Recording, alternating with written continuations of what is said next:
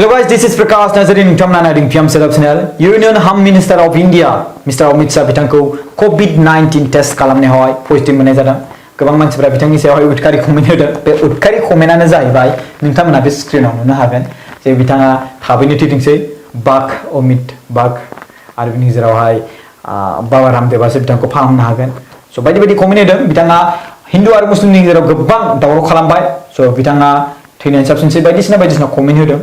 आरो बेवहाय राहुल गान्धीआबो विश खालामदों बिथांखौ थाबैनो हामथों होननानै बायदिसिना। स' बिनि गेजेरावहाय आं बेखौनो नोंथांनि सिगाङाव फोसावनो सानो कि अमित शाह इउनियन हम मिनिस्टार बिथाङा COVID-19 पजिटिभ मोननानै दङ। दा नोंथांमोना बिनि सायाव विश खालामो ना खालामा बे नोंथांमोननि सायावसो। आरो बिनि गेजेराव आङो थेंक्स जासियो इंलिश मेकार बर'नि सासे इउटिउबार आरो बिथाङा फेसबुकआव बांसिन ग्र' जादों। बिथांनि फलोवार्सआबो फेसबुकआव गोबां बारा आरो बिनि गेजेराव दा इउटिउबाव बिनि साबस्क्राइबाराबो बारानिफ्राय बारा जालांहांगासिनो दं। दा 70,000 साबस्क्राइबार आं बेखौ नुदों आरो लोगोसे बेहाय 2,66,000 माने फलोवार्स दं फेसबुकआवहाय।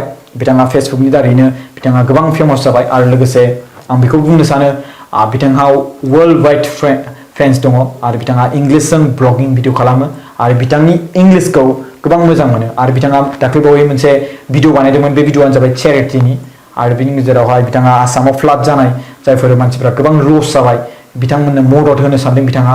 स' बिथांनाव फिलिंस दङ गावनि जाय कमेडि खालामनाय कमेडियान जाय माने एक्ट खालामनानै बा राव एक्ट' नङा माने बाहायनाय राव सोदोब बाहायनानै जिखिनि मानसिफोरखौ इन्टारटेन खालामदोंमोन बैफोर मानसिफोरा जायफोर इन्टारटेन बा बिथांखौ मोजां मोनो बिथांमोना बिथांनो 2 लाखसोनि बारा बिथांनो डनेसन होबाय। बै 2 लाखसोनि बारा डनेसनखौ बिथाङा माने मानसिफोरनो मदद होसिगोन आरो बिथाङा चेरिटिखौबो क्ल'ज खालामबाय दिनै 2 आगस्ट। बाट बिथाङा 3 आगस्टसिम होगोन होननानै बुंदोंमोन बे समावहाय। बाट बिथाङा क्ल'ज खालामबाय। एनिवे बिथाङा 2 लाखसो रां बिथाङा बैसोरनो सुबुंफोरनो मदद खालामनो नागिरदों गावनि टीमफोरजों।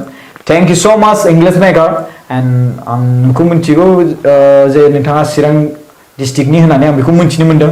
बाट नोंथांनि नामखौ जोङो नोंथांनि एकाउन्ट नाम्बार होनायाव नुनो मोन्दों। बे सानसुमा नंगौना नङा नोंथांनि नाम आं बेखौ मिथिला। बाट नोंथांनि जाथारनांगौ बेथ' नंगौ। मानो होनबा डिप'जिट एकाउन्टआथ' नोंनाव नङाबा गुबुनखौथ' फोथायजाथावना नङा नालाय जानला मोनला।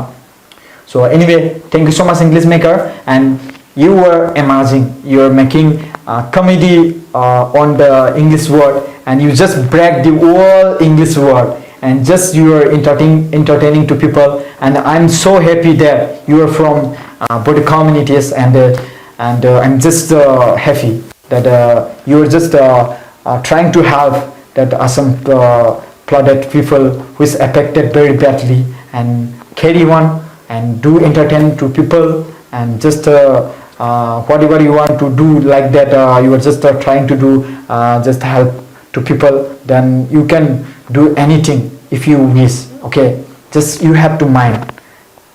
You can also comedy with any word, English word also and Hindi word also, and with this through this you can help to people. Okay, you entertain to people and people watch to you, millions of people, and you can just ask to people that can you help to that these people very badly condition, and if you help to this person then God will support and God will help to you in future.